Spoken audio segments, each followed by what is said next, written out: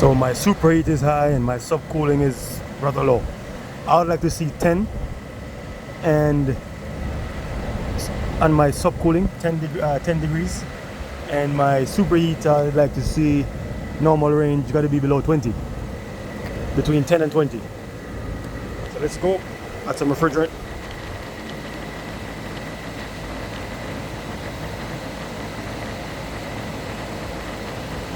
And as you can see, I'm not using any scale. I'm going purely by numbers. And it's important to look at both subcooling and superheat because, you know, it's balanced. So you won't overcharge the system. Because airflow could affect your subcooling. Airflow on your evaporator could affect your superheat. And condenser coil conditions could affect your subcooling. So you need to take into consideration both when you make a determination whether the system is low on refrigerant or not.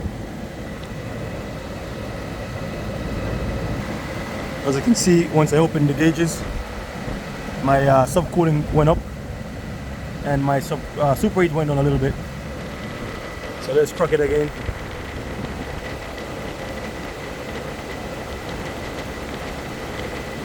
Just cracking it, just cracking it.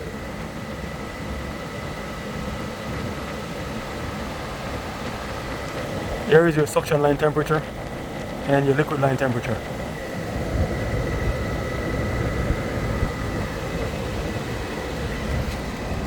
Condenser is in, I don't know, it looks a little dirty to me, that corner. It's not in too bad of a shape, but it's not perfect. So you can see subcooling is rising, superheat is dropping. Superheat is coming down, subcooling is going up. Just a little bit low, I'm just trimming the charge, making it perfect.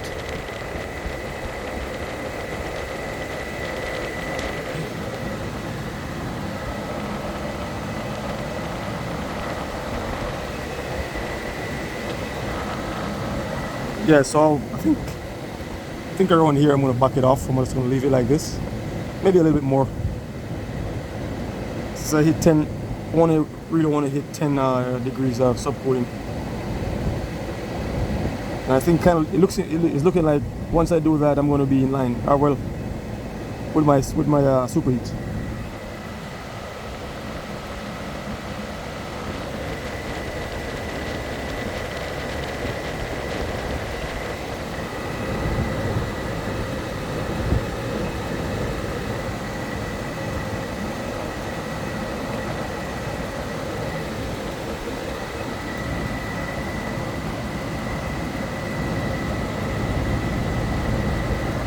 So if you have a high subcooling, if your subcooling is high, and then if your subcooling is high and then your superheat is high, that means you have a restriction. If you're still here, you're special. Alright, so here's a tip. HVAC service troubleshooting tip. If your subcooling is high and your superheat is high, that means you have a restriction. It could be at the filter dryer, and based on where you're measuring your liquid line temperature from, it could be at the filter dryer if you can't see it and able to sense temperature differential across it. But then more than likely it might be at your evaporator. Yeah, evaporator, the metering device, right? Whether it's an orifice or it's a TXV or it's an EEV, electronic expansion valve, doesn't matter. Right, so if the valve is not fully opening when it's supposed to, it's going to cause your evaporator coil to starve, equals to high superheat, and then meanwhile you're building a lot of liquid refrigerant on the liquid line because you're just packing it, storing it, and then you're not using it. So yeah, it's going to have a higher subcooling. So here now, I can actually leave it here. I can just put a few ounces in.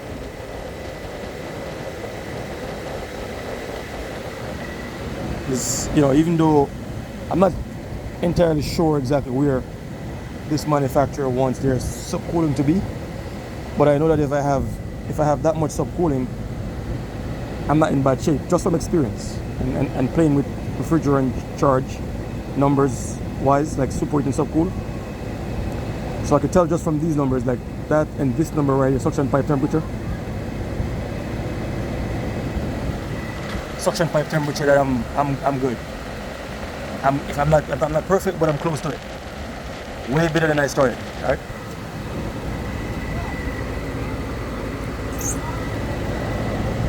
And this unit has a TXV, so you know it's going to be TXV is looking to maintain 10 to 15 if it's calibrated properly. You can see it's opening and closing because you see all the numbers is dancing back and forth. Oh, look at that.